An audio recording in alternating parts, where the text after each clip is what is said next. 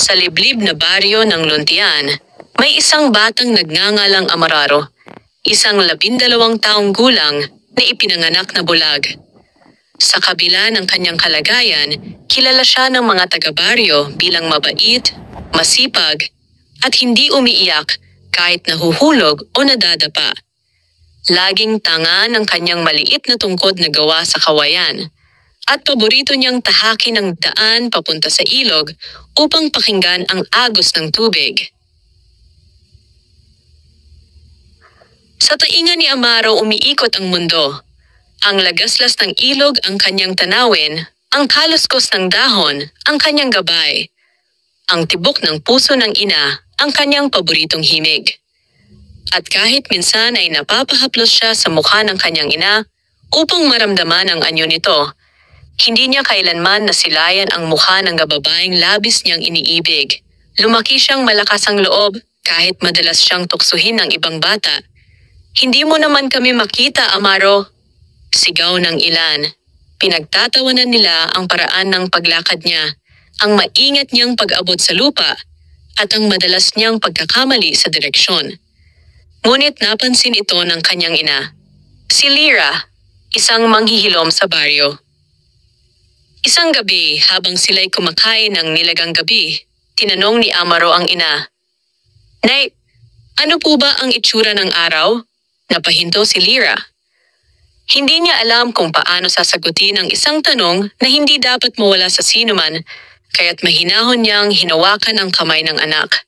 "Anak, ang araw ay parang yakap, mainit, pero hindi nakakasunog. Parang pag-asa sa umaga." "Pero Nay," bulong ni Amaro, "gusto ko po sana, kahit minsan lang, makita ang mukha niyo." Hindi nakaimik si Lyra. Iyon ang sugat na araw-araw niyang tinatanggap. Walang hanggan ang kanyang pagmamahal sa anak, ngunit limitado ang mundo nito. Hindi alam ni Amaro na tuwing siya'y nakatulog, lumalabas ang ina sa likod ng kanilang bahay, tumitingala sa langit at umiiyak ng tahimik. Hindi man bulag si Lyra, pakiramdam niya ay may kulang sa kanyang pagiging ina. Hindi niya maibigay ang pinakamahalagang bagay, liwanag. Isang araw ng tag-init, nagpumilit si Amaro na maglakad mag-isa papunta sa gubat. Ramdam niya ang lamig ng hangin na humahaplos sa balat at ang pag-ikot ng maliliit na alon ng hangin na kumakalabit sa kanyang pandinig. May mga ibong tumitilok, may mga damong humahaplos sa kanyang paa. Sa bawat hakbang niyang puno ng pag-iingat, naramdaman niya ang kakaibang lamig sa hangin. Parang may nagmamasid. Huminto siya. "Tao po?" Tawag niya, bagamat hindi sigurado kung dapat ba. Walang sumagot. Ngunit isang malambing na tinig ang biglang kumapit sa hangin. "Amaro!" Napatigil ang bata. "Hahoy! Sino po kayo?" Tanong niya, bahagyang nanginginig. "Hindi kita sasaktan," sagot ng tinig. Malumanay, parang musika. "Matagal na kitang minamasdan, batang may busilak na puso." Humigpit ang hawak ni Amaro sa kanyang tungkod. "Paano niyo po nalaman ang pangalan ko?" Sa halip na sagot, biglang uminit ang paligid. Hindi mainit tulad ng araw sa tanghali, kundi mainit na parang liwanag na yumayakap. May pababang ingay na parang maliliit na kampanang tumutunog. At mula sa gitna ng mga dahon, may lumabas na hindi pangkaraniwang nilalang, isang diwata. Ang diwata ng liwanag, si Amihan. Bagamat hindi nakikita ni Amaro ang diwata, naramdaman niya ang kakaibang presensya. Parang nagbibigay ng sigla, lakas at kapayapaan. "Ano po kayo?" Usisa ng bata. "Isang diwata na nagmamasid sa mga tulad mong may wagas na puso," sagot ni Amihan. Bumuntong hininga ang diwata at marahang lumapit.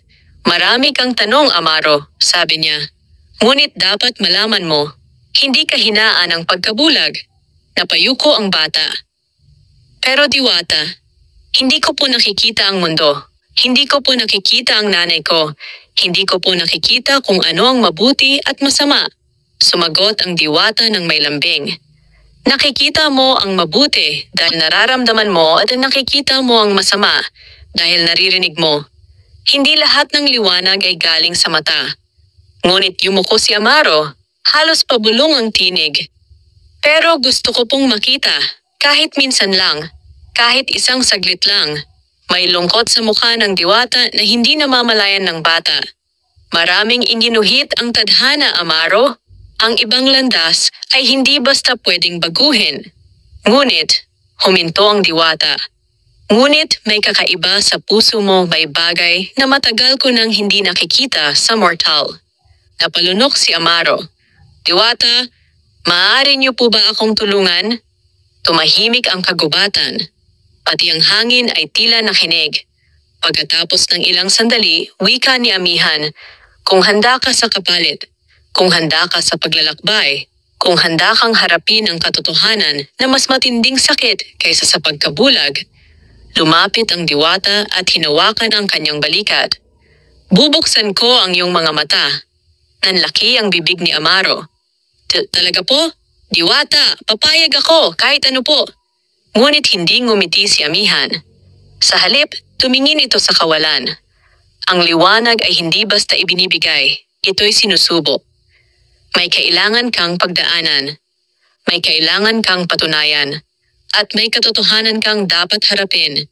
Isang katotohanang maaaring ayaw mong malaman. Handa po ako. Mabilis na tugon ni Amaro. Idinampi ng diwata ang kanyang daliri sa noo ni Amaro.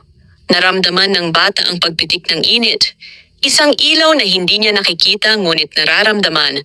Parang libu-libong bituin na kumikislap sa dilim. Simula ngayon, Amaro, ikaw ang magiging tagapagdala ng liwanag. Ngunit ang daan mo ay puno ng pagsubok. Bago pa makasagot ang bata, naglaho ang diwata na tila usok na dinadala ng hangin. Naiwan si Amaro na nakaluhod sa lupa, nanginginig ang kamay, at ang puso ay parang may bagong sinisindihan na apoy. Hindi niya alam kung ano ang naghihintay. Pero isang bagay ang sigurado. Nagsimula na ang kanyang paglalakbay patungo sa liwanag. Lumipas ang ilang araw mula nang makita ni Amaro ang diwata. Bagamat nagbalik siya sa kaniyang gawain, pag-aalaga ng manok, pagtulong sa paghahanda ng pagkain, pakikinig sa mga kwento sa tabing bundok, iba ang bawat paghinga niya. Ngayon, may bagong pag-asa, may bagong takot.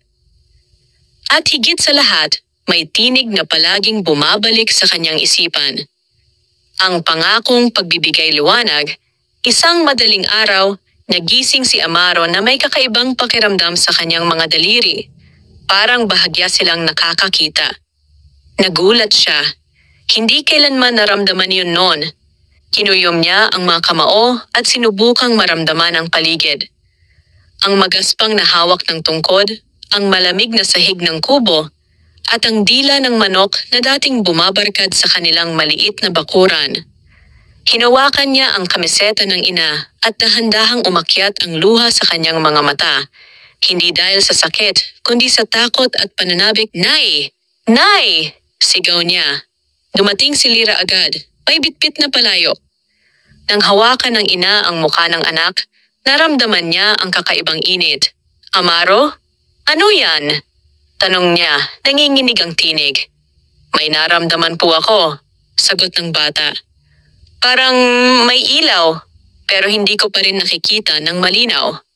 Humupa ka muna, utos ni Lira, at hinaplos ang ulo ni Amaro. Ngunit alam din niya sa sarili na hindi madali ang ganitong pagbabago, at baka delikado. Sinubukan niyang itago ang pag-asa sa kanyang puso, at pumili ng mga salita ng maingat. Mag-ingat ka, anak. Kung may sasabihin ang diwata, sundin mo, pero huwag kang magpadalos-dalos.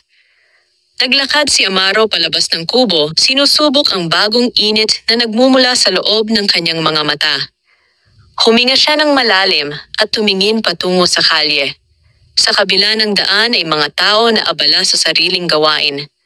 Nakaramdam siya ng kakaibang pag-iinit sa dibdib. Parang handa ng sumabog. Hindi nagtagal, narinig niya ang pamilyar na tinig, Amaro. Tumayo siya at hinanap ang pinanggalingan. Sa gilid ng isang punong mangga, nakaayos sa pagitan ng mga ugat, naroon si Amihan. nakasilip sa dilim ng mga dahon. Ang mukha ng diwata ay parang gininto ang liwanag. Hindi masyadong maliwanag, ngunit sapat para magbigay ng direksyon. Lumapit ang diwata at ang mundo ni Amaro ay tila nag-iba muli. Mas maliwanag, mas malinaw, but still blurred.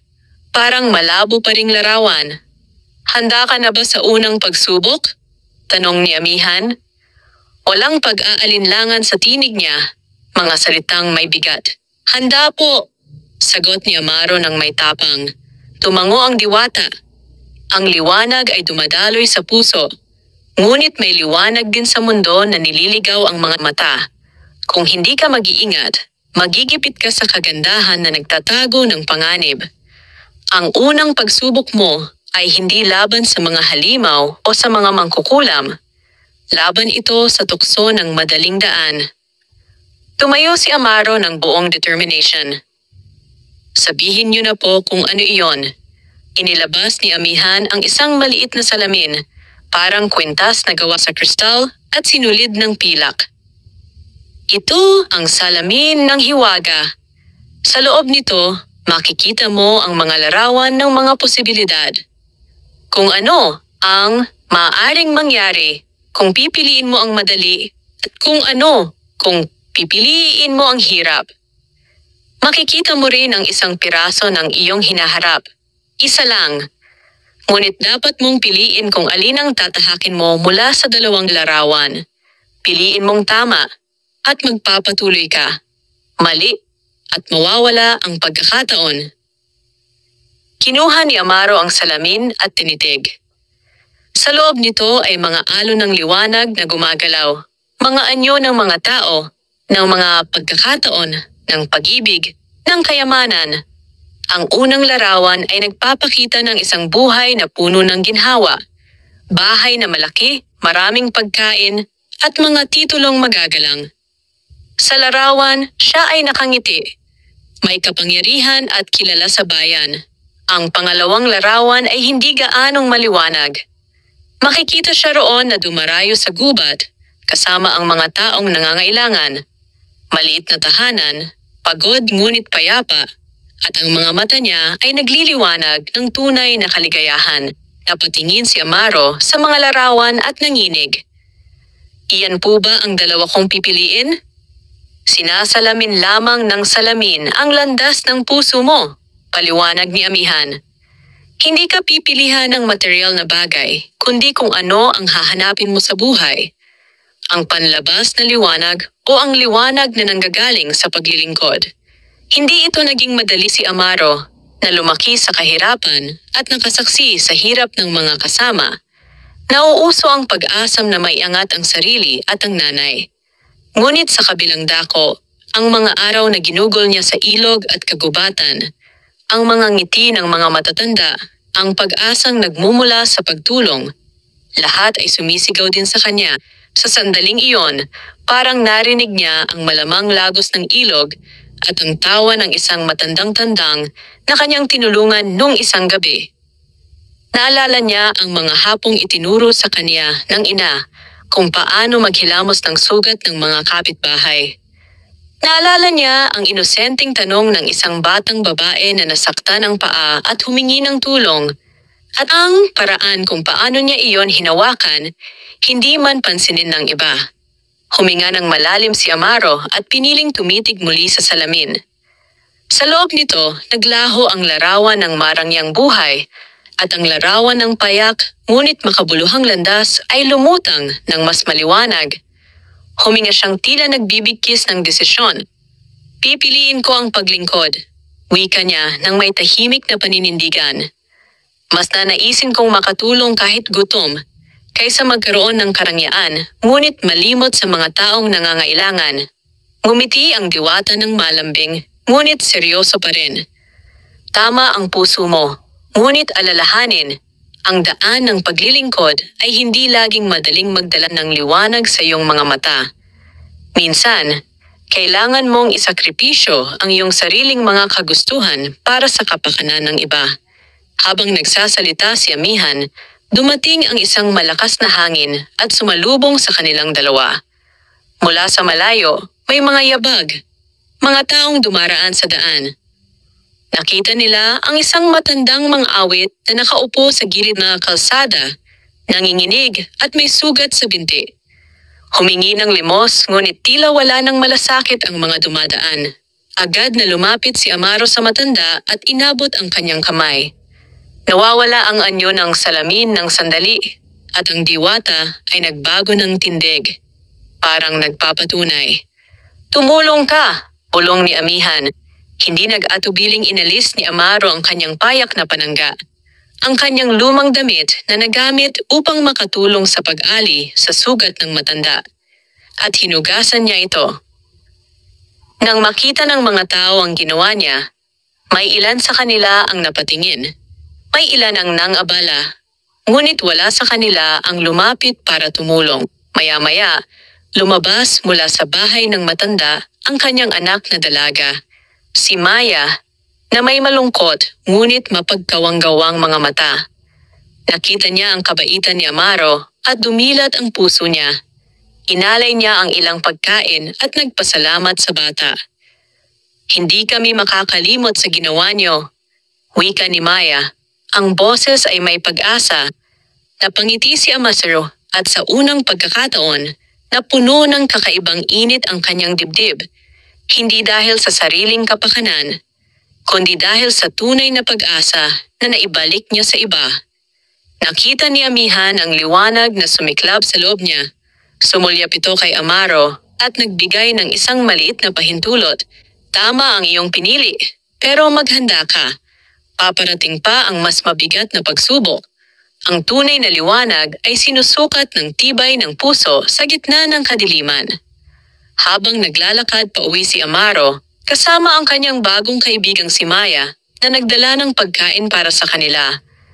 Alam niyang ang unang pagsubok ay higit pa sa isang eksaminasyon ng kagustuhan. Ito ay paunang paghuhubog ng kanyang puso. Isang paalala na ang ilaw na hindi lamang nakakasilaw kundi nagbibigay din ng pag-asa ay higit na mahalaga. Sa tabi ng kanilang kubo, tumingin si Amaro sa langit. Hindi pa rin malinaw ang kanyang paningin, ngunit alam niyang may liwanag na unti-unting pumasok sa kanyang buhay. Hindi lamang mula sa mata, kundi mula sa gawa. At habang daraan pa ang gabi, may isang maliit na alon ng hangin na parang bumubulong. "Maghanda ka, Amaro. Ang susunod na pagsubok ay hindi lamang para sa puso. Ito'y para sa kaluluwa." Pagkatapos ng unang pagsubok, hindi naglaon ay kumalat sa mga baryo ang bagong alingaw-ngaw tungkol kay Amaro, ang batang bulag, na tila nagkaroon ng kakaibang tapang at kabutihan. Dumating ang mga simpleng papuri mula sa mga kapitbahay, at unti-unting lumalago ang pagtingin sa kanya. Ngunit ang mundong puno ng papuri ay may mga anino ring mabilis na sumusunod. Isang umaga na may bahagyang hamog, nagising si Amaro at naramdaman ang panibagong bigat sa dibdib. Naglakad siya papunta sa gubat upang magmuni-muni. Dala ang dalang tinapay at kaunting inuming tubig. Kasama niya ang tungkod na naging parang palawit ng buhay, isang bagay na kailangang hawakan upang hindi madapa. Habang siya'y naglalakad sa tabi ng makipot na daanan, may narinig siyang pag-iyak. Mula sa gilid ng landas, may batang umiiyak, ang mga maliliit na balikat nito ay nanginginig, at ang boses ay pilit na sumusubok tumigil sa pagluha. Lumapit si Amaro, at nilapitan din siya ng isang babae na tila pagod na pagod. "Ano ang nangyari?" usisa ni Amaro ng malumanay. "Aking maliit na kapatid," sagot ng babae habang humahagulgol. "Nawawala siya mula nang matapos ang hating gabi. Hindi namin siya makita at hindi rin namin marinig ang kanyang hakbang. Kung alam mo ng paraan." Hindi nagdalawang isip si Amaro. Ang pagnanais na tumulong ay napakalakas sa kanyang dibdib. Tinawagan nila ang buong baryo. Ngunit dahil malayo ang kinaroroonan ng batang nawawala, ang ilan ay nag-aatubiling maglakad sa gubat. "Tayo na," wika ni Amaro. "Sama-sama nating hanapin siya." Bumuo ng maliit na pangkat. Ang ina ng bata, 3 kalalakihan mula sa baryo, at si Amaro, sinundan nila ang mga bakas ng paa hanggang sa pinakamalalim na bahagi ng kagubatan. Doon kung saan lumiliit ang liwanag at tumitibay ang mga anino. Sa paglalakad nila, nag-iiba ang himig ng hangin, parang may mga bulong na hindi maunawaan. Sa gitna ng paghahanap, may tumambad sa kanila, isang malawak na bilog ng mga himaymay ng usok, at sa gitna nito, isang aninong kumikilos na parang nilalang, hindi siya tao, hindi rin hayop. May anyong nagliliparan ng mga lumang alaala, mga pangakong nawala, at nasirang pag-asa. Ang di malayong pag-ulong nito ay tila sumisipsip ng mga huni ng kagubatan. Ang mga kasama ni Amaro ay napaatras. May takot na lumihis sa kanilang mga mata.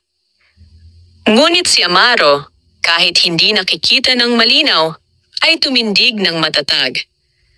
Narinig niya sa kanyang puso ang pagbibigay babala ni Amihan. Ang susunod na pagsubok ay para sa kaluluwa. Lumapit ang aninong nilalang at ang tinig nito ay parang daloy ng ilog na humahalo sa patak ng ulan. Amaro, bulong nito.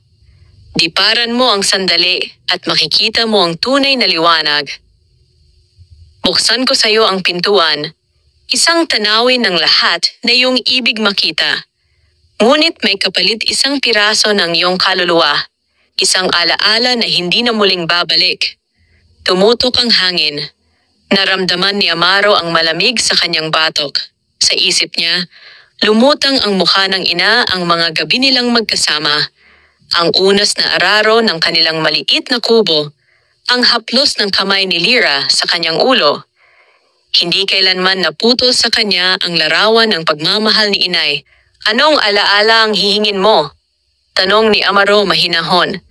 Ngumiti ang anino at ipinakita ang isang imahe.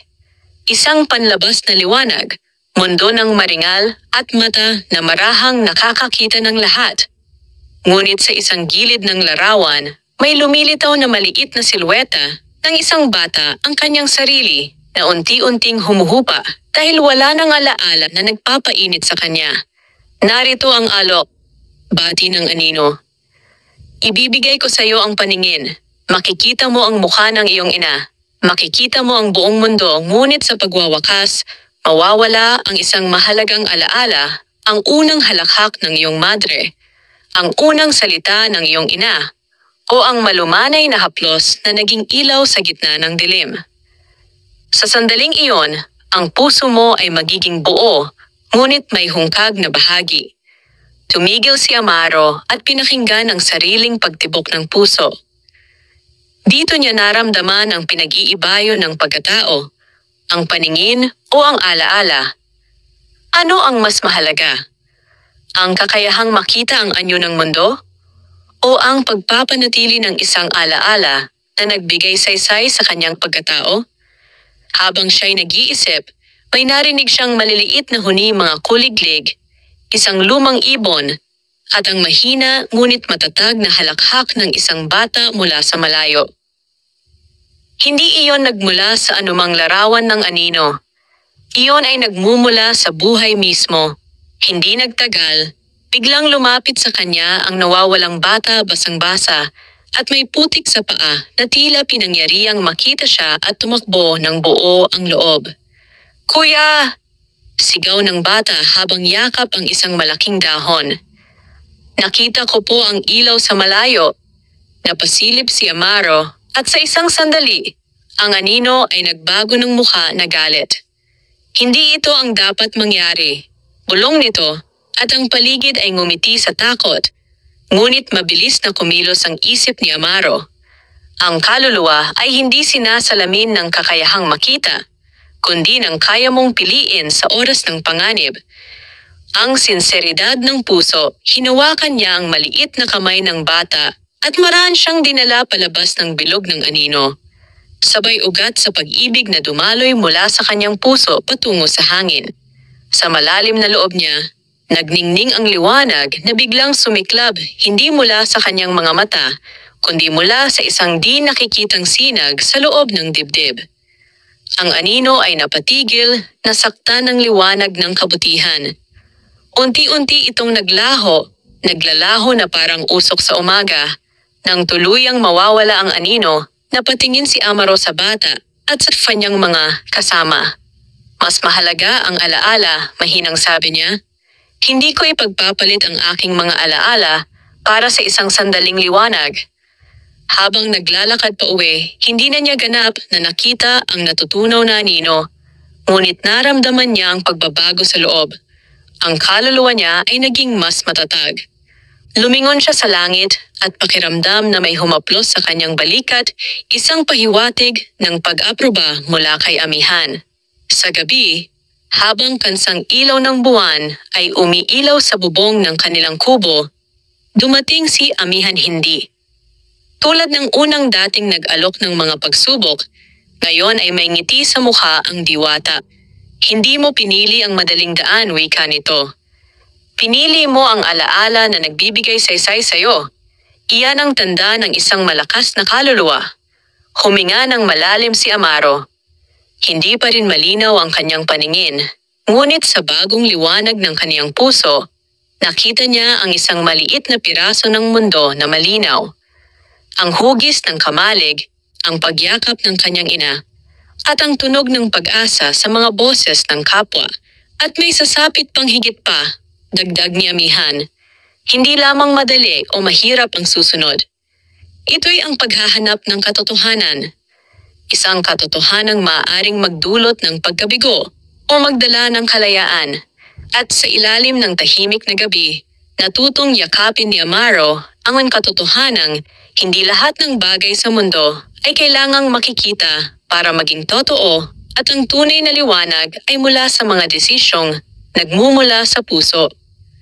Makalipas ang ikalawang pagsubok, naging tahimik ang mga sumunod na araw. Nagtrabaho si Amaro kasama ng kanyang ina, nag-igib ng tubig, at tumulong sa pag-aayos ng mga halaman sa paligid ng kubo. Ngunit sa kabila ng katahimikan ng baryo, may hindi maipaliwanag na bigat ang nagpupumiglas sa kaniyang dibdib. Parang may paparating na bagay na hindi simpleng babala, kundi isang piraso ng katotohanang matagal nang nakatago. Sa gabi, madalas niyang maramdaman ang hangin na dumaraan sa maliit na bintana ng kanilang tahanan. May mga pagkakataon na tila may tinig siyang naririnig. Hindi tinig ng diwata, kundi parang boses ng nakaraan na bumubulong sa kanya. Mga salitang hindi niya maintindihan, mga pangalan na hindi naman nanggaling sa kanyang alaala. Amaro, hanapin mo ang totoo. Hanggang isang madaling araw, habang nagbubukang liwayway, narinig ni Amaro ang isang malakas na pagkatok. Ginising nito ang buong bahay. Agad siyang bumangon at tinawag ang kanyang ina. Nay, may tao po sa labas. Binuksan ni Lyra ang pinto. Pagbukas niya, tumambad ang isang matandang lalaki na may bitbit na makapal na tungkod at may mahabang balbas.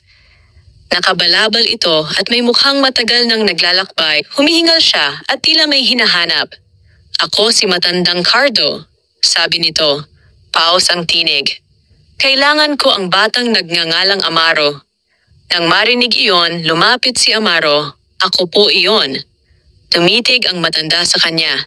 Kahit alam niyang hindi lubos nakikita ni Amaro ang kanyang mukha. Narinig ko ang balita. Nalaman kong ikaw ang batang tinulungan ng diwata ng liwanag. At kung ganon, nararapat na malaman mo ang isang lihim. Nen! Anong lihim po?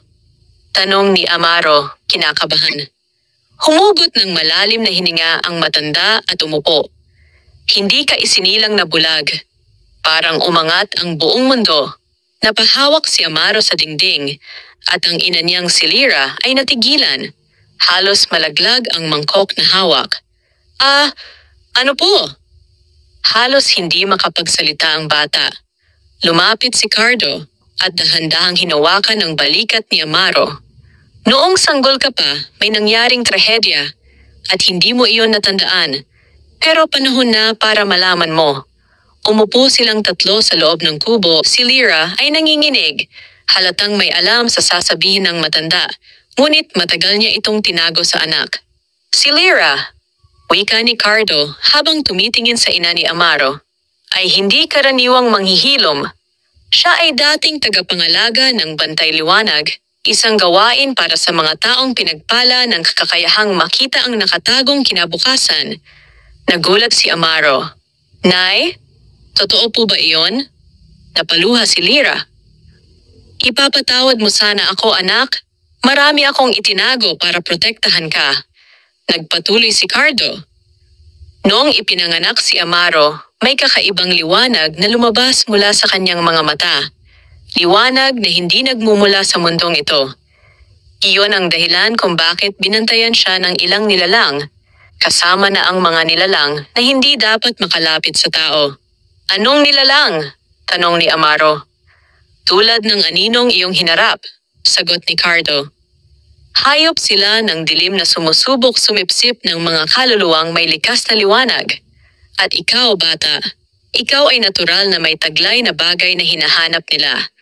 Tumayo si Amaro. Parang biglang lumiwanag ang ulo, ngunit hindi ang kanyang paningin.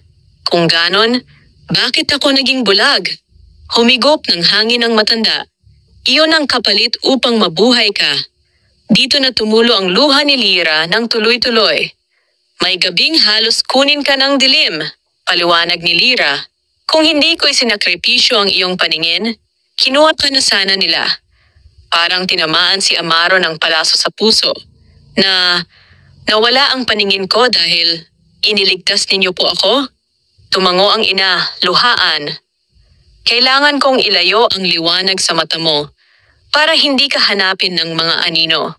Pero ngayon, bumabalik na ang dating liwanag mo. At dahil bumabalik na ito, natatakot ako na nagbabalik rin ang dilim. Nagpatuloy si Cardo, mabigat ang bawat salita. Hindi nagkataon na lumapit sa iyo si Amihan, ang diwata ng liwanag. Pinili ka niya. At tandaan mo, ang pagpili ng isang diwata ay hindi basta. Ibig sabihin, may nakatakdang tungkulin ang liwanag na nasa loob mo. Hindi alam ni Amaro kung ano ang mararamdaman. Galit ba? Takot? Pasasalamat? Lungkot? Parang lahat sabay-sabay. Ngunit bago pa siya makapagsalita, biglang lumabas ang isang malamig na hangin mula sa bukas na bintana. Ang apoy sa lampara ay biglang umilaw ng sobrang taas, pagkatapos ay mabilis na namatay. May boses na lumutang sa hangin. Amaro, tinutunton ka na nila. Agad na tumayo si Cardo. Ito na ang oras. Nagsisimula na ang ikatlong yugto ng iyong kapalaran. At mula rito, hindi na sapat ang tapang. Kailangan mong hanapin ang tunay na dahilan kung bakit ikaw ang napili ng liwanag. Napalunok si Amaro. Ano po ang dapat kong gawin? Lumapit ang matanda at inilagay ang kamay sa dibdib ni Amaro. Hanapin mo ang puso ng liwanag, ang pinagmumulan ng kapangyarihang minsan nang inalis sa iyo upang ikaw ay mabuhay, at kapag nahanap mo iyon, magsisimula ang tunay mong paningin. Nasaan po iyon?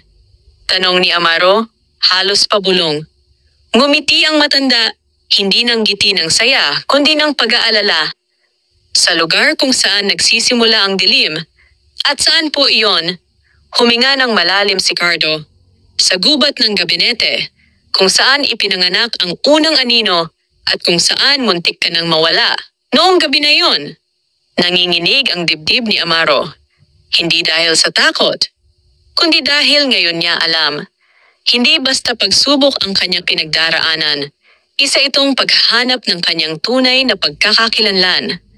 At ang susunod na kabanata ay magdadala sa kanya sa lugar na minsang kumitil sa kanyang liwanag, na ngayon ay kailangan niyang harapin upang mabawi ito. Kinabukasan, bago sumikat ang araw, naghanda si Amaro para sa paglalakbay na maaring magbago ng kanyang kapalaran. Ang hangin ay malamig, at ang ulap na nakabalot sa paligid ng baryo ay tila nagbibigay babala. Hindi ito ordinaryong gubat na tatahakin niya, ito ay gubat ng gabinete. Isang lugar na ipinangalan sa lumang salitang gabi na nangangahulugang kadiliman. Isang gubat na hindi basta pinapasok ng sinuman, kahit mga matatapang na mandirigma. Habang pinaghahanda siya ng ina, umiwas si Lyra na magpakita ng pangamba. Ngunit ang bawat paghinga nito ay mabigat, parang pinipilit kilalanin ang katapangan na kailangan niyang ibigay sa anak. Anak!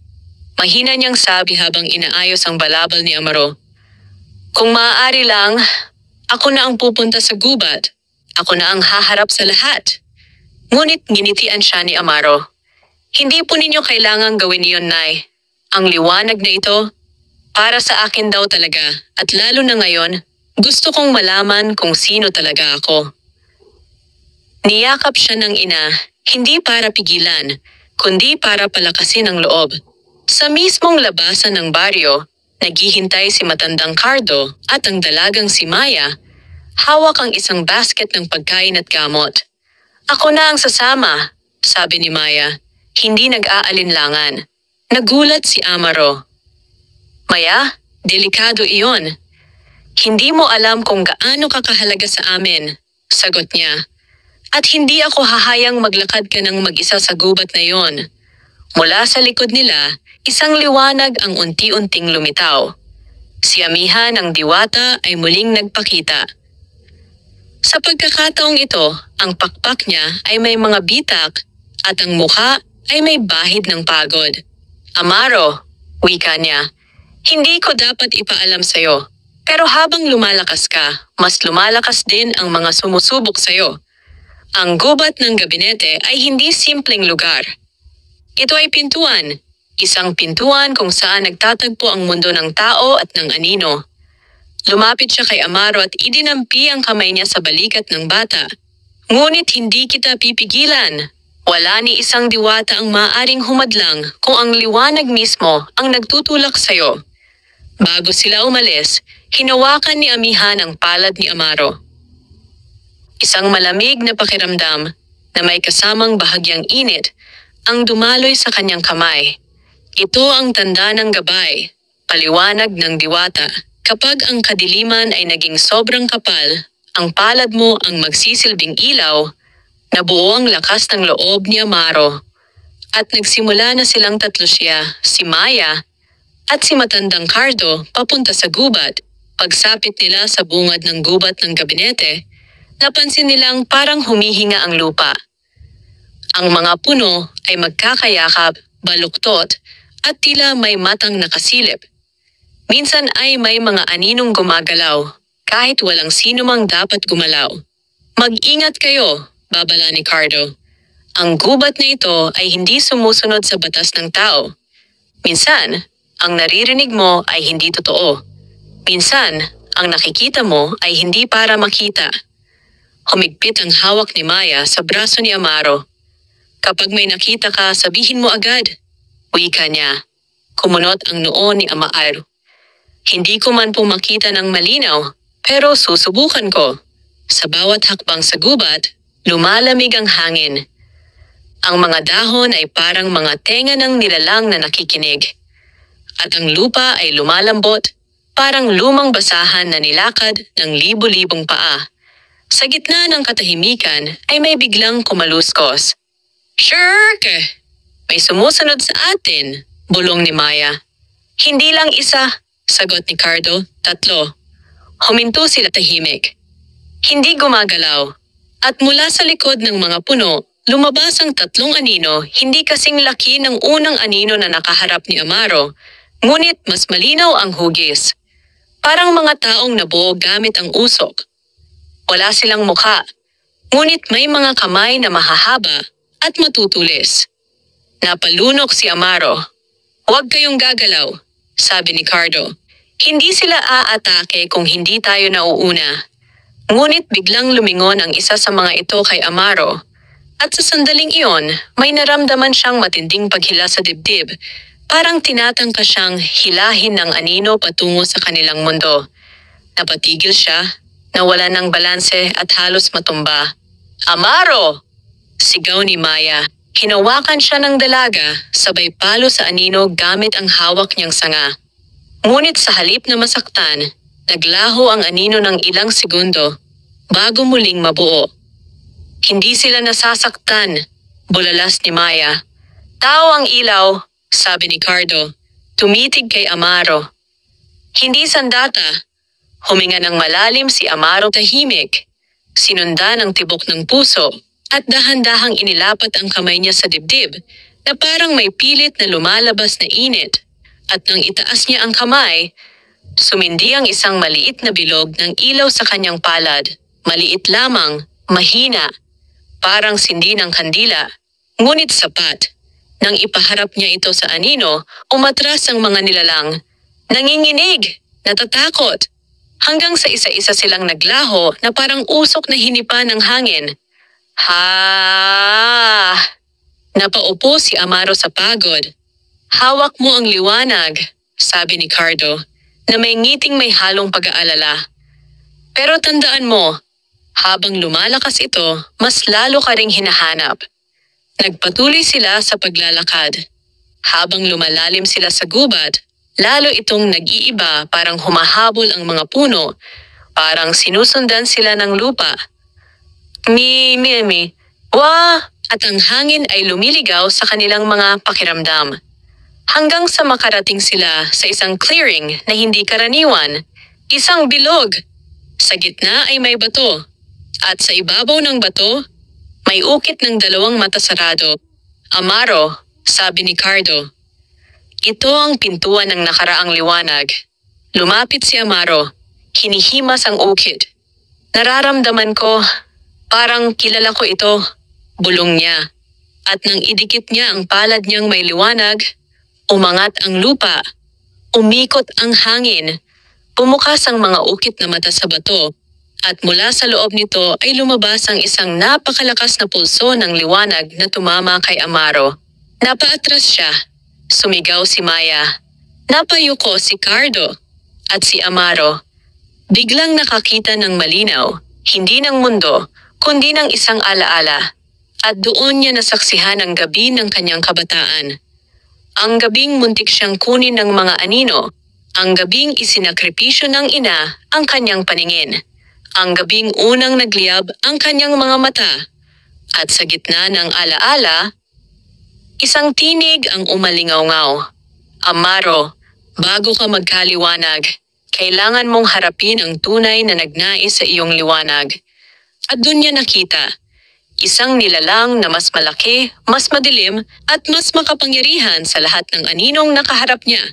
At narinig niya ang pangalan nito, Salinditaw, ang unang anino, ang hari ng dilim, ang may responsibilidad sa kanyang kapalaran. At alam ni Amaro na siya ang susunod niyang haharapin. Matapos makita ni Amaro ang nakaraan, ang gabing muntik siyang lamunin ng kadiliman, hindi niya malaman kung paano muling hihinga ng normal. Parang may mabigat na kamay na nakadagan sa kanyang dibdib. Ang imahe ng nilalang, ang mga mata nitong parang hukay, ang boses na umalingaw-ngaw mula sa kailaliman sa linditaw. Hindi iyon pangalang basta nabibigkas. Para bang tuwing iniisip niya ito, may malamig na hanging humahaplos sa kanyang batok. Nang bumalik ang ulirat niya, naroon pa rin sina Maya at matandang Cardo sa kanyang tabi. Pareho silang nakatingin sa kanya. Si Maya ay may takot, si Cardo ay may malalim na pangunawa. Amaro! Wika ni Cardo. Ano ang nakita mo? Huminga ng malalim si Amaro. May nilalang, isang nilalang na mas makapangyarihan kaysa sa mga aninong nakaharap ko. Siya ang dahilan kung bakit inalis sa akin ang liwanag noon. Siya ang gustong kunin ang aking buhay. Nagkatinginan sina Cardo at Maya. Hindi ito bagong balita para sa matanda. Ngunit ramdam niyang mabigat ang sandaling ito kay Amaro. Maya ang unang lumapit sa bata at hinawakan ang kanyang kamay. Hindi ka nag-iisa. Kahit anong nakita mo, kakayanin natin yan. Ngayon lang napagtanto ni Amaro kung gaano kahalaga ang presensya ng dalaga. Sa gubat na puno ng takot, si Maya ang nagdadala ng lakas na hindi galing sa kapangyarihan, kundi galing sa puso. Tulad ng sinabi ko, wika ni Cardo habang inaayos ang balabal. Ang gubat ng gabinete ay pintuan. At ang pintuang ito ay hindi dapat manatiling bukas. Bakit po? Tanong ni Amaro. Dahil kapag nanumbalik ang liwanag sa loob mo, magising din ang aninong matagal nang natutulog. Tumuro ang matanda sa bato na may ukit ng 2 mata. Ang pintong, yan ang nagbabantay sa nakaraan. Pero may isa pang pintuan, ang pintuan ng hinaharap. At doon, naghihintay si Salinditaw. Tumayo si Amaro. Anong kailangan kong gawin? Kailangan mong makuha ang puso ng liwanag, paliwanag ni Cardo. Kung makukuha mo iyon, magkakaroon ka ng paningin na hindi lamang tumitingin, kundi nakakakita ng katotohanan. Di ni Mankinayan. Tumango si Amaro, kahit nangangatal ang loob niya. Nasaan po ang puso ng liwanag? Naglakad si Cardo palayo sa clearing. Malapit tayo, pero hindi pa sapat. Kailangan muna nating dumaan sa sungaw ng anino. Nagtaka si Maya. Ano yon? Isinilid ni Cardo ang tungkod sa lupa. Isang lagusan na sinusubok ang iyong tunay na sarili. Nagpatuloy sila sa paglalakad at habang lumalalim sa gubat, mas nagiging masikip ang daan. Ang mga sanga ay parang kamay na pilit humahawak sa balikat. Ang lupa ay parang humihinga. Ang hangin ay lumalamig sa bawat metro. Hanggang sa makarating sila sa isang makitid na daanan, isang bitak sa lupa na may bumabating malamig na hangin. Sa tapat nito may nakaukit na salitang lumang-luma. Walang makaliligtas sa sariling anino. Napalunok si Amaro. Ano ang ibig sabihin nito? Tumingin si Cardo sa kanya. Amaro, ang pasukan na ito ay hindi para sa lahat. Kapag pumasok ka, haharap ka hindi sa mga aninong umaatake sa'yo, kundi sa aninong galing sa loob mo. Sa loob ko? Lahat ng tao kahit may liwanag ay may aninong nakatago. Ito ang iyong takot, galit, panghihinayang. Lahat ng sandaling hindi mo kayang harapin. Lumingon si Amaro kay Maya, pilit na nagpapalakas ng loob. Sa pagdaan mo rito, dagdag ni Cardo, walang makakatulong sa'yo. Kahit kami, hindi ka makakarinig ng tinig namin. Hindi ka makakaramdam ng pagpapaalala. Sa loob ng lagusan, mag-isa ka. Humigpit ang hawak ni Maya sa kamay ni Amaro. Kung hindi mo kaya, hindi mo kailangang ipilit muna. Ngunit ngumiti ang bata, pilit ngunit may tapang. Hindi ako tatakbo. Kung haharapin ko si Salinditaw, kailangan ko munang harapin ang sarili ko. Inilagay ni Cardo ang kamay sa kanyang balikat. Kung ganon, handa ka na. Humakbang si Amaro, papasok sa makitid na lagusan. At sa mismong sandaling tumawid ang kaniyang paa sa loob, biglang nawala ang liwanag. Sumara ang daan sa likod niya. Naglaho ang mga tinig ni Maya at Cardo. At ang mundo ay naging purong itim. Hindi itim na ordinaryong dilim, kundi dilim na parang humahawak, humihila, nagbibigay ng malamig na yakap ng takot. May tao ba rito? Sigaw ni Amaro. Walang sagot. Ang eko ng tinig niya ay tila binabaluktot ng hangin. Tanging tibok lang ng puso niya ang naririnig. Hanggang sa biglang may boses na lumitaw. Isang tinig na pamilyar. Isang tinig na halos kaparehas niya. Isang tinig na parang siya rin. Amaro. Nanindig ang balahibo niya. Tao ka ba? Mula sa kadiliman, unti-unting lumitaw ang isang anyo. At nang maging malinaw ang mukha nito, napaatras si Amaro. Dahil kaharap niya, ay siya rin. Ngunit hindi siya na may liwanag. Hindi siya na may kabutihan. Hindi siya na may pag-asa. Ito ay Amaro na may galit sa mga mata. Amaro na puno ng takot. Amaro na puno ng pagsisisi. Amaro na halos ayaw mabuhay. At ang aninong ito ay nagsalita. Ako ang bahagi mong tinatago. At kung hindi mo matatalo ako, hindi mo haharapin si Salinditaw. Huminga ng malalim si Amaro. Kung ganon, oras na para harapin kita. At doon nagsimula ang pinakamadilim na pagsubok ng kanyang buhay. Sa loob ng sungaw ng anino, walang liwanag, walang hangin, walang direksyon. Kung hindi lang maririnig ni Amaro ang malakas na tibok ng sariling puso, Maiisip niyang hindi na siya buhay.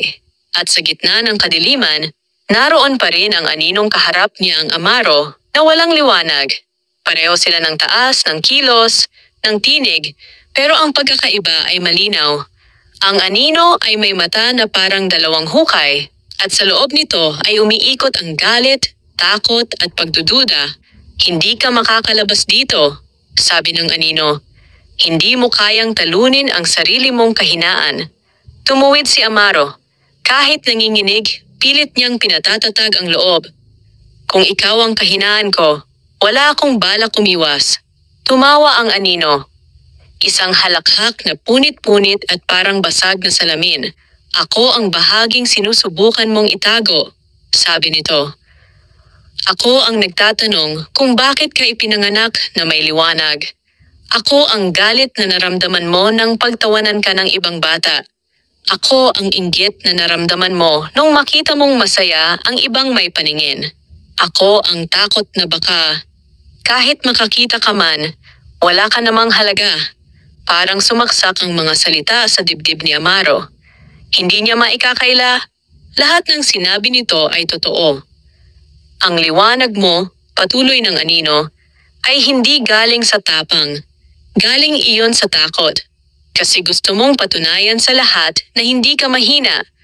Pero sa loob-loob mo, lumapit ang anino. Mahina ka! Hawak ni Amaro ang dibdib niya. Hindi dahil sa sugat, kundi dahil sa bigat ng katotohanan. Ito ang parte ng sarili niyang tinakbuhan. Ito ang boses na pinili niyang huwag pakinggan. Ito ang takot na araw-araw niyang pilit kinakalimutan. At ngayon, nasa harapan niya ito. Hindi bilang boses sa isip, kundi isang nilalang na may anyo, balat at paghinga. Kung gusto mong lumaban kay Salinditaw, bulong ng anino, dapat lampasan mo muna ako. Sa isang iglap, sumugod ang anino. Hindi ito naglakad. Hindi ito tumakbo. Para itong naglaho at lumitaw sa harap ni Amaro na parang kidlat. Halos tamaan si Amaro ng malamig na kamay ng anino. Napaatras siya at napasubsob, pero agad siyang bumangon. Natatakot ka, sabi ng anino. Natatakot ka na malaman ang buong katotohanan. Tumakbo si Amaro palayo, pero agad siyang napalilibutan ng kadiliman. Walang direksyon, walang hangganan. Narinig niya ang boses ng anino sa lahat ng sulok. Hindi mo kayang harapin ang gabi. Hindi ka karapat-dapat sa liwanag. Ibang tao ang dapat pinili ni Amihan, not ikaw. Kahit may paningin ka, wala kang halaga. Napasigaw si Amaro. Tama na. Biglang tumigil ang mundo. Kahit ang eko ng sigaw niya ay hindi kumilos. At sa gitna ng katahimikan, naalala ni Amaro ang sinabi ng diwata. Ang tunay na liwanag ay hindi galing sa mata, kundi sa puso. Huminga siya ng malalim, 1 beses, 2 beses, 3 beses. At sa unang pagkakataon, tinanggap niya ang nararamdaman niya. Hindi niya tinakbuhan, hindi niya itinago. Ako ay natatakot, sabi niya. Hindi na sumisigaw. Ako ay nagagalit. Ako ay nagtatampo sa tadhana. Hindi ko alam kung karapat-dapat ako. Huminga siya ng malalim. Pero kahit lahat iyon totoo, hindi ko hahayaan na ang takot ko ang magdidikta ng magiging ako. Sumulpot muli ang anino, ngunit ngayon ay nakatigil. Tila hindi inaasahan na aamin si Amaro. Lumapit si Amaro dito. Huminto sa isang dipa ang layo.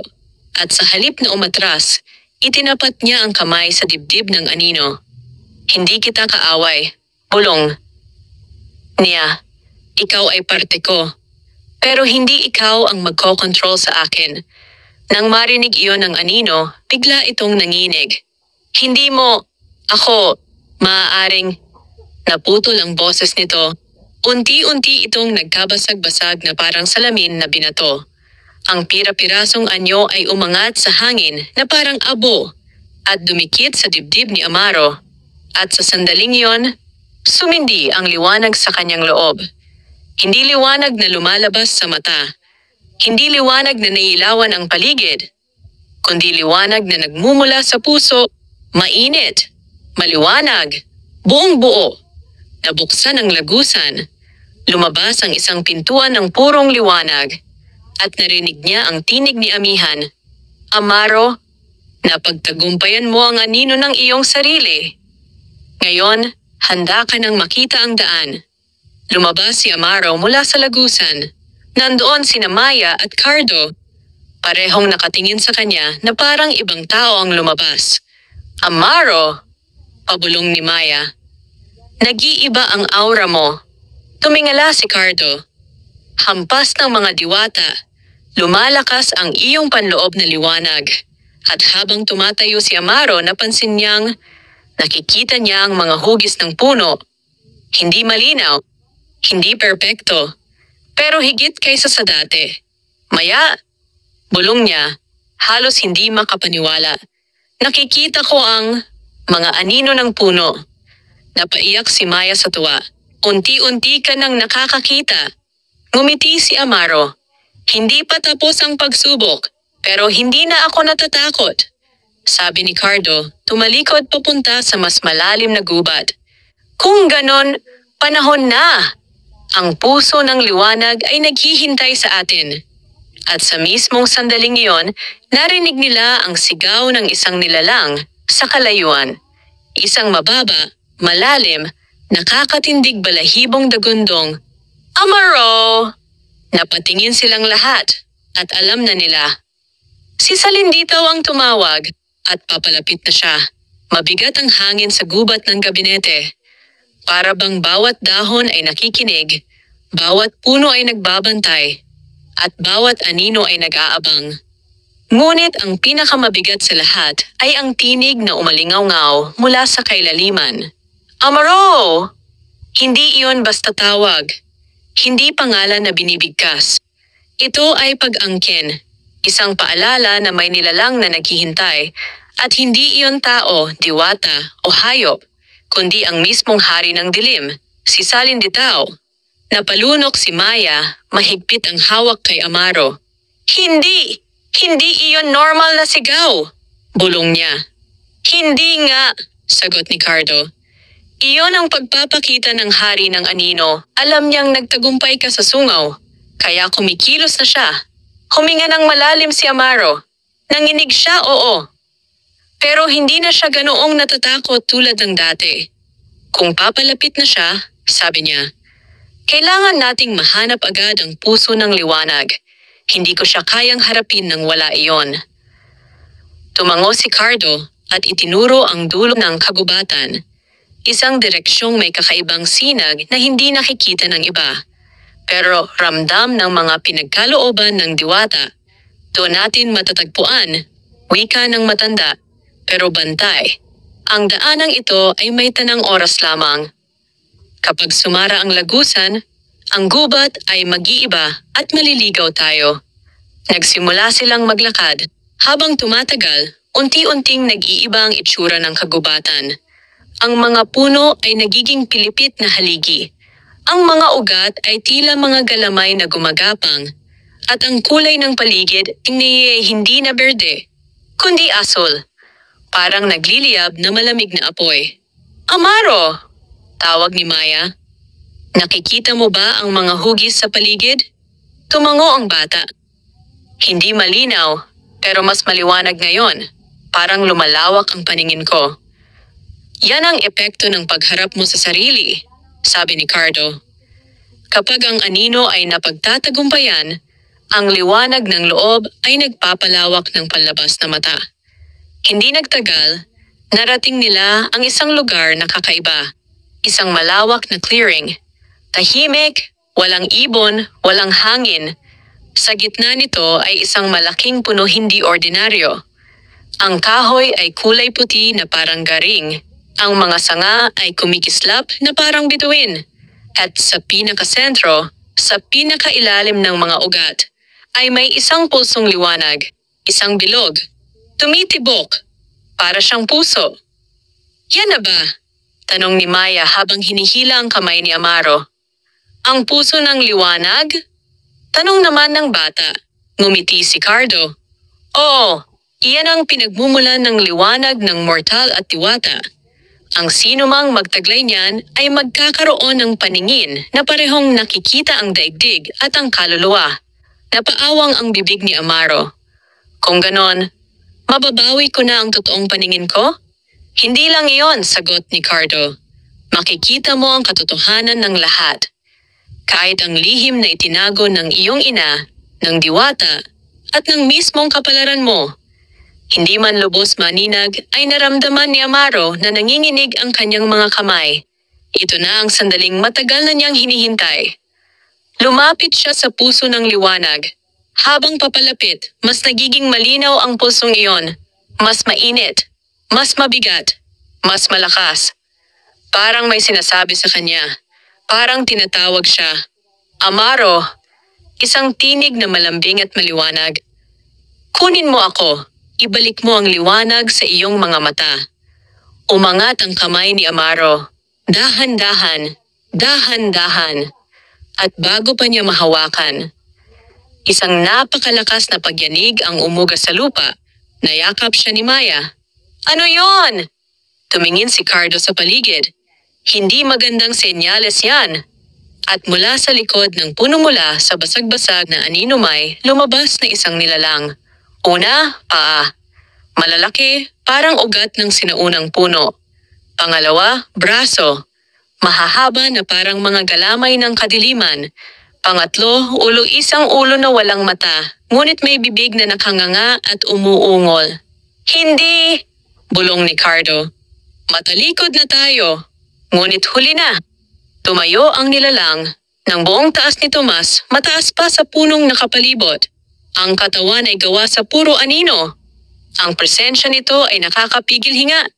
At ang tinig nito ay parang bulong ng 10,000 kaluluwa. Amaro! Hinawakan ni Maya at Cardo ang bata. Si Amaro ay nanginig hindi dahil sa takot kundi dahil alam niya kung sino ito. Si Salinditaw. Hindi pa ito ang tunay niyang anyo. Ito ay anino lamang ng sarili niya, isang anyong pandigma. Isang sugo. Isang manifestasyon ng kanyang paglapit. Cardo! Bulong ni Maya. Ano ang gagawin natin? Protektahan si Amaro. Sagot ng matanda. Walang ibang paraan. Ngunit lumapit si Amaro. Handang huminga, handang lumaban. Huwag kayong matakot, sabi niya. Kailangan kong kunin ang puso ng liwanag. Kung hindi ko gagawin ito, lahat tayo mawawala. Nagbukas ang bibig ni Salinditawisang bunganga na may liwanag ng itim na apoy. Ibigay mo ang iyong liwanag. Sa isang iglap, tumakbo ang aninong nilalang papunta kay Amaro. Amaro! Sigaw ni Maya. Pero bago pa tumama ang kadiliman, shingi! Sa pagitan ni na Amaro at Salinditaw, may lumitaw na isang liwanag, isang figura, isang kalaban ng dilim, si Amihan. Ngunit hindi tulad dati. Ngayon ay halos translucent ang kanyang katawan. Mahina, masakit tingnan, parang isang kandila na nauupos. Hindi kita hahayaang kunin ang bata, hingal ni Amihan. Parang nasunog si Salinditaw sa presensya ng diwata at umatras ito ng ilang hakbang. Amaro!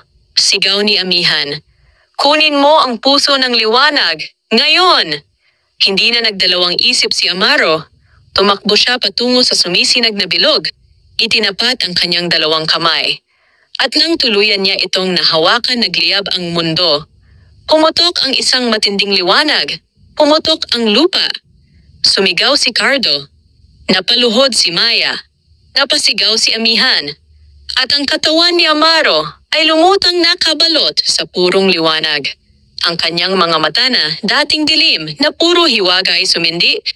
At sa unang pagkakataon, sa buong buhay niya, nakakita siya ng malinaw, ang mukha ni Maya, ang mukha ni Cardo, ang mukha ni Amihan, ang kulay ng langit, ang kahoy ng gubat, ang bawat damo at butil. At mula sa kalayuan, sa gitna ng lilim, nakita niya ang totoong anyo ni Salinditaw, isang dambuhalang hari ng kadiliman, at ang mga mata nito ay pulang-pula, at tuwid na nakatingin sa kanya. Sumayaw ang liwanag sa paligid ni Amaro. Parang may mahabang talinhaga ng araw at buwan ang dumadaloy sa kanyang mga ugat. Ang puso ng liwanag ay nasa kanyang mga palad. At ngayon, hindi na siya bulag. Hindi lamang malinaw ang daigdig. Maliwanag ito, sobrang liwanag. Parang bawat kulay ay may sariling musika, bawat hugis ay may sariling emosyon. Maya, bulong ni Amaro. Nakita niya ang mukha ng dalaga. Hindi malabo, hindi anino, kundi malinaw na parang iniukit ng Diyos mismo. May luha sa mga mata nito. Hindi dahil sa takot, kundi dahil sa saya. Amaro, naluluha niyang sabi, "Nakikita mo na ako." Tumango ang bata. "Oo, ikaw ang una kong nakita ng malinaw." Halos mapaiyak si Maya. Ngunit bago pa siya makapagsalita, umangat ang lupa. Tumayo ang mga puno na parang gustong tumakbo. At mula sa pinakadulo ng clearing, may lumabas na napakalaki at napakadilim na nilalang. Ito na. Hindi na ito aninong porma lamang. Ito ang tunay na hari ng dilim. Si Salinditaw. Ang anyong hindi kayang larawanin. Mas mataas siya sa pinakamataas na puno. Ang katawan niya ay gawa sa itim na usok, ngunit solidong parang bakal. Ang mga braso niya ay mahahaba, sinlaki ng punong kahoy. At ang ulo niya, hindi hugis tao kundila, langit na masama ang anyo. Ang mga mata nito ay apoy na pula. Hindi ordinaryo. Hindi apoy na nasusunog, kundi apoy ng galit at pag-aangkin. Bawat hakbang nito ay nagpapayanig sa lupa. Umindak ang takot sa puso ni Maya. Si Cardo ay napatingkayad ang tungkod. Si Amihan ay halos mawala ng katawan. Ngunit si Amaro kahit nanginginig ay humawak sa dibdib kung saan sumisindi ang liwanag. "Darating ka talaga," sabi ni Amaro, napalingon ang dambuhala. Ang mata nitong apoy ay kumitil ng titig diretso sa kanya. "Liwanag!" Umalingaw-ngaw ang boses nitong parang patay na sigaw ng libo-libong kaluluwa. "Akin ka." Ang pagtatangka ng hari. Isang iglap lang ang lumipas bago sumugod ang hari ng dilim. Nalaglag si Maya. Lumipad si Cardo. Napaluhod si Amihan. At si Amaro hindi pa man handang umiwasay na tamaan ng isang hampas ng anino. Tumilapon ang bata. Muntik mabasag ang mga buto. Pero bago siya tumama sa lupa, isang malambot na kamay ang sumalo sa kanya. Si Amihan, ngunit halata ang paghina niya. Parang ang kanyang buong katawan ay nawawala na. "Amihan!" sigaw ni Amaro. "Hindi ka dapat..." Ngumiti ang diwata, kahit halos usok na lang siya. "Bata, ang liwanag mo, mas maliwanag na kaysa sa akin, huwag mo nang isipin ako. Pero ikaw ang nagligtas sa akin." "Hindi!" sabi ni Amihan. "Ikaw ang magliligtas sa lahat." At tuluyan siyang naglaho. Nagmistulang alikabok na dinala ng hangin. Parang may pumutok sa puso ni Amaro. Pero hindi takot. Hindi pighati. Kundi galit at lakas. Ang unang pagsubok ng bagong paningin. Lumapit si Salinditaw, dahan-dahang humahakbang, at bawat hakbang ay tinitiklop ang lupa. "Maliwanag ka man," sabi ng hari ng dilim. "May ibaon din kita sa dilim." Tinapat ni Amaro ang puso ng liwanag sa dibdib niya. At sabay pikit ng mata bumuka ang kanyang paningin. Hindi lang niya nakita ang gubat. Hindi lang niya nakita ang mga puno. Hindi lang niya nakita ang mga mukha ng kaibigan. Nakita niya ang katanikalan ng kadiliman. Nakita niya ang ugat na nag-uugnay sa katawan ni Salinditaw hanggang sa mismong anino sa lupa. Nakita niya ang kahinaan ng hari. "Aha!" bulong ng bata. "Doon ka pala humihinga." Ang unang tama. Sumugod si Amaro. Hindi siya mandirigma. Hindi siya malakas. Hindi siya mataas. Pero may hawak siyang hindi kayang pantayan ng dilim. Paningin ng liwanag. Umakyat siya sa isang ugat. Lumusot sa ilalim ng isang anino. Umakyat sa likod ng isang puno. At mula sa itaas tumalon siya. Diretso ang kamay niya, dala ang puso ng liwanag. papunta sa pulang ugat sa batok ni Salinditaw. Sumabog ang liwanag sa katawan ng hari. Umungal si Salinditaw, ang buong katawan niya ay nanginig. Umatras siya, umikot at muntik matumba. Napasigaw si Maya sa tuwa. "Amaro! Tumama ka!" Tumingala ang bata, nakasabit sa isang sanga. Ngumiti. "Hindi pa tapos. Kailangan ko pang..." Ngunit hindi niya natapos ang sasabihin. Dahil mabilis na inunat ni Salinditaw ang isang napakalaking kamay. Tinamaan si Amaro ng daliri ng hari. Tumilapon siya. Bumagsak sa lupa. Nanlambot ang katawan. "Amaro!" Sigaw ni Maya. Napakapit si Maya sa kanya, nanginginig. Hindi gumagalaw si Amaro. Hindi niya maramdaman ang mga daliri. Hindi niya maramdaman ang mga paa. At mula sa taas, lumalapit si Salinditaw. "Maliwanag ka man," bulong ng hari. "Wala ka pa ring lakas." Itataas na sana nito ang kamay para durugin ang bata. Pero biglang nagliwanag ang puso ng liwanag sa dibdib ni Amaro. Hindi pahina, kundi pagputok. Parang sinabogan ng araw ang katawan ng bata. Si Salinditaw ay napaatras. Napaluhod si Maya. Nagtakip ng mata si Cardo. At nang humupa ang liwanag tumayo si Amaro. Pero iba na siya. Hindi lang siya bata. Hindi lang siya tagapagdala ng liwanag. Ngayon, ang mata niya ay parang dalawang bituin. At ang boses niya ay hindi na nanginginig. Hindi ako nag-iisa. At sa likod niya, lumitaw ang hugis ng isang diwa na hindi katawan ni Amihan, kundi ang diwa ng liwanag mismo. Humihinga sa loob ng bata. Sumasanib sa kanya. At ang mundo ay umuga. Handa na siya. Hindi para lumaban lang, handa na siyang tapusin ang digmaan. Tahimik ang sandali bago sumiklab ang huling labanan. Si Amaro ay nakatayo sa gitna ng clearing. At ang liwanag mula sa puso ng liwanag ay kumikislap sa loob ng kanyang dibdib, hindi na maliit. Hindi na mahina, kundi buo, matatag.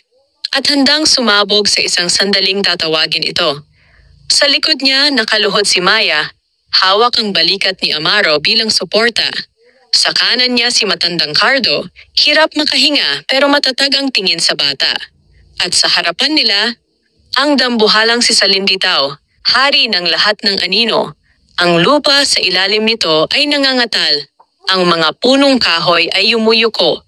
At ang hangin ay may amoy na parang nasusunog na takot. Nagngangalit ang boses ng hari ng dilim. "Isang mortal, ang susumupok sa akin?" Ngumiti si Amaro, hindi nang may yabang, kundi may lakas ng loob na kailanman ay hindi niya naramdaman noon. "Hindi ako lang," sagot niya. "Nasa akin ang liwanag ng diwata, ang pagmamahal ng nanay ko, ang lakas ng mga kasama ko." Tumingin siya kay Maya. At ang tapang na hinarap ko sa loob ko. Nag-umigting ang puso ng liwanag. Nagliyab ang katawan niya sa purong enerhiya. At nagsimula ang huling labanan. Sumugod si Salinditaw. Ang bawat hakbang nito ay parang lindol. Nawala ang mga puno sa paligid. Umakyat ang mga anino sa himpapawid. At ang mismong hangin ay bumigat na parang bakal. Ngunit si Amaro bumilis. Hindi niya alam kung paano. Parang ang liwanag mismo ang gumagabay sa kanyang mga paa. Parang ang lakas ng buong kagubatan ay dumadaloy sa kanya. Umatras si Amaro sa unang hampasisang higanteng kamay ng anino. Sapat para durugin ang isang bahay. Umatras siya, tumalon, at kumapit sa isang sanga. Tumaas siya at mula doon ay bumaba ang liwanag mula sa kanyang mga kamay. Tumama iyon sa balikat ni Salinditaw. Umuga ang hari. Ngunit hindi pa sapat. "Hindi mo kaya ang anino ko?" Lumipat si Salinditaw. Parang isang bagyo. Parang isang unos na may sariling isip. Tinangkang hawakan si Amaro. Pero bago siya maabot may sumigaw. "Amaro, sa likod mo!" Si Maya. Paglingon niya, isang napakalaking galamay ng anino ang papunta sa kanya, handa nang lamunin siya. Pero tumaas ang kamay ni Amaro at isang malakas na puwersa ang lumabas mula sa kanyang dibdib. Isang alon ng liwanag na nagpaatras sa galamay at nagpaurong kay salinditaw ng ilang dipa. Nanlaki ang mata ni Cardo. Ang kapangyarihan mo, lumalawak pa. Sa gitna ng labanan, biglang tumigil si Amaro. Hindi dahil sa pagod kundi dahil may narinig siyang tinig. Hindi tinig ni Maya. Hindi tinig ni Cardo. Hindi tinig ng diwata. Tinig ng isang babae. Anak. Napatigil ang mundo. Tumigil ang ingay. Tumigil ang mga anino sa paggalaw. At sa gitna ng liwanag na kumakapal sa hangin, nakita ni Amaro ang isang figura, isang babae.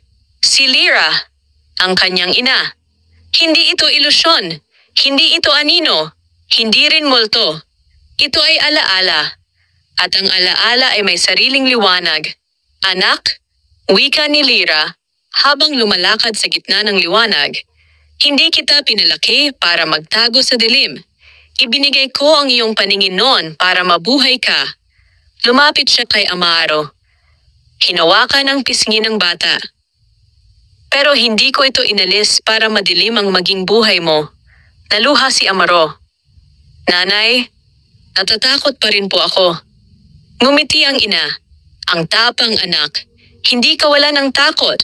Ang tapang ay pagharap sa kadiliman kahit natatakot ka. At nang yakapin ni Lyra, ang anakang yakap na iyon ay naging liwanag. Ang puso ng liwanag ay kumislap at sumanib sa liwanag ng alaala ng ina. At sa huling pagkakataon, narinig ni Amaro ang tinig nito. Nagmamahal ako sa iyo, anak. At naglaho ang imahe. Ngunit naiwan ang lakas. Muling sumugod si Salinditaw. Pero ngayon, hindi na natatakot si Amaro. Darating ka sa akin, sigaw ng hari. Hindi, sagot ni Amaro. Ako ang darating sa liwanag ko. Tumalon siya. Mas mataas kaysa sa dati, malakas. Mabilis. Isang hampas ng anino ang sumunod pero huli na. Tinaas ni Amaro ang puso ng liwanag at tinapat ito sa puso ng hari. Oh!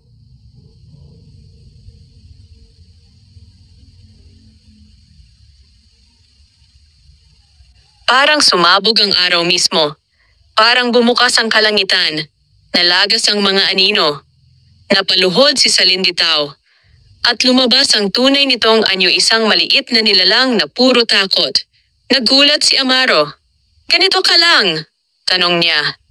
Ngumisi ang maliit na nilalang. Kung may liwanag ka, may lilim din. Ako ang lilim mo. Tumitig si Amaro dito. Hindi na. Inilapat niya ang kamay sa dibdib ng nilalang hindi para saktan, kundi para patahimikin. Isang maliit na puting liwanag ang lumabas mula sa kamay niya. At ang nilalang ay naglaho hindi sa sakit, kundi sa kapayapaan. Pagkatapos ng ilang sandali huminto ang hangin, tumigil ang lindol. Naging tahimik ang gubat. Lumapit si Maya, umiiyak. Amaro! Nagawa mo! Nagawa mo! Niyakap siya ni Amaro. Mahirap, masakit ang katawan, pero nakangiti. Lumapit si Cardo at ngumiti rin. Ngayon, bata, hindi ka na lamang tagapagdala ng liwanag. Ikaw na mismo ang liwanag.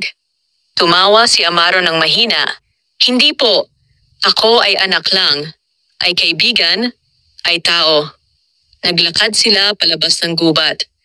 At sa unang pagkakataon, simula pagkasilang, nakita ni Amaro ang buong mundo. Ang langit. Ang dahon.